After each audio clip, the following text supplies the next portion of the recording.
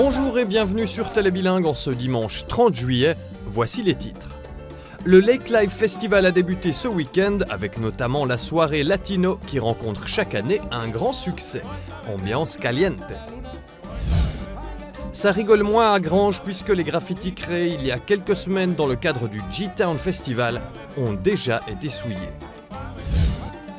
Et pas le temps de tergiverser au championnat suisse de Blitz qui se déroule dans le cadre du Festival d'échecs de Bienne.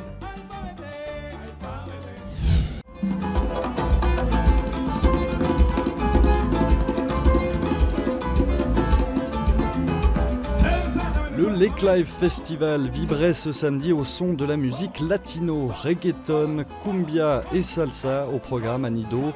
De quoi danser et se réchauffer sous la pluie. Une météo qui n'a pas freiné les spectatrices et spectateurs pour venir écouter ces airs sud-américains. Ce que j'aime dans la musique latino, c'est la vibe. C'est plus dansant, on s'amuse, ça fait plaisir à écouter. Alors ça fait bouger le corps, on a toujours de bonheur, donc c'est ça, c'est le plus important, c'est l'énergie que ça passe et j'aime bien le latino. On a toujours aimé ça, Oui. toujours aimé le même style de musique, l'ambiance, pouvoir danser, c'est festif comme son. Et moi je suis portugaise, donc Voilà. tout ce qui est latin, latino, moi je suis à fond. On ressent le fait d'être chez nous un petit peu, en fait, comme si on serait chez nous en Colombie, au Pérou, au Équateur, dans n'importe quel endroit de l'Amérique latine. On le ressent ici, on le retrouve ici, donc on essaye de venir là pour retrouver cette humanité, cette chaleur humaine et puis partager avec tout le monde.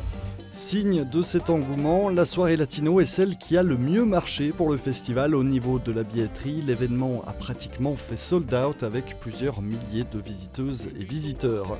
C'est le groupe Mercado Negro, basé en Suisse, qui ouvre les festivités sur la grande scène pour un concert caliente. Si mi compadre se muere, no es por falta de cuidado.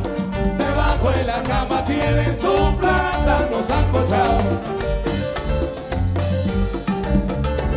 ¡Que viva mi Colombia! Ay, adiós canoa, me voy pa' vete. Ay, rayando la luna, me voy pa' vete. Ay, que son de la luna, me voy pa' vete. Ay, todita me voy pa' vete. Ay, pa' vete, ay, pa' vete. Ay, pa' vete, ay, pa' vete. Ay, adiós canoa, me voy pa' vete. Ay, rayando la luna, me voy pa' vete. Ay, pa' vete, ay, pa' vete. Ay, pa' vete, ay, pa' vete. Y el son que son pa' comerlo. Des rythmes latinos qui font se déhancher et qui connaissent aussi un succès grandissant sur le continent européen. Chaque année, des festivals organisent plus de choses latines qu'avant. Et maintenant, la culture latino-américaine, en parlant de la musique, c'est plus intéressant pour les gens ici en Europe. C'est comme un virus, le virus de la musique latina. Oui, c'est ça que ça prend les gens tout de suite. Et parce que la musique latine, ça porte des joies, des alegrías, des fêtes, de faire la fête. Vida, c'est la vie, c'est ça. Le virus de la musique latino n'est donc pas prêt de s'arrêter et devrait contaminer encore d'autres festivals en Suisse. Yo voy a tirar, que si me tira. Acte de vandalisme sur plusieurs graffitis à Granges. À coups de peinture argentée, une ou des personnes ont souillé 3 œuvres à la Schmelzstrasse.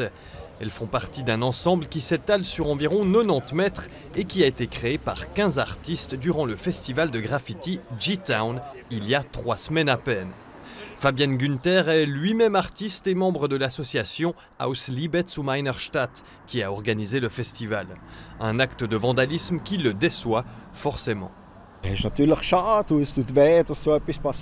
C'est dommage et ça fait un peu mal des choses comme ça, mais il faut s'y attendre. Les graffitis sont accessibles à tout un chacun et dans notre société, il y a toutes sortes de gens, y compris des gens qui n'aiment pas le graffiti.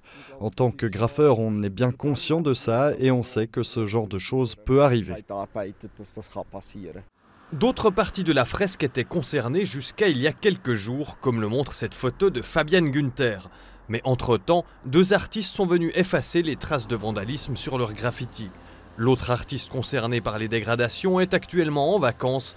Il effectuera les retouches à son retour.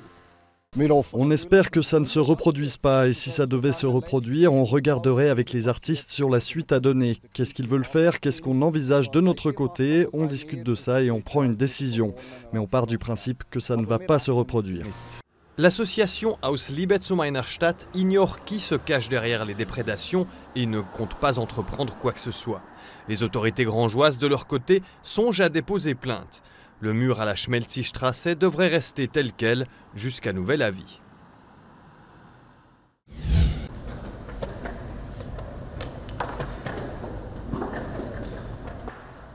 Le champion suisse de Blitz 2022, Gabriel Gevil, défend son titre avec succès. Il est le meilleur des presque 80 participants à ces championnats suisses qui se déroulent dans le cadre du Festival d'échecs de Bienne.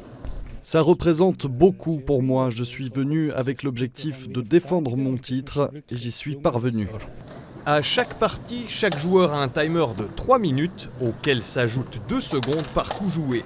C'est peu pour une partie d'échecs, mais c'est le principe de ces championnats suisses de Blitz.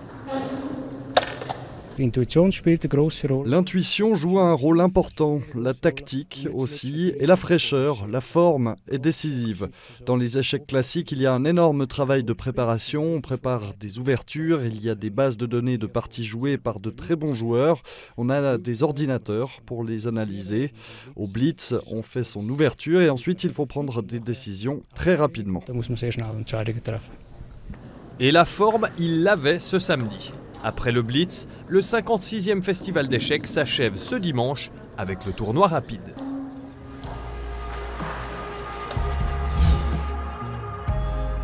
C'en est tout pour Info Flash. Dans quelques instants, place au sport. Nous nous rendons à Lys pour tester une activité physique typiquement suisse, le Hornus.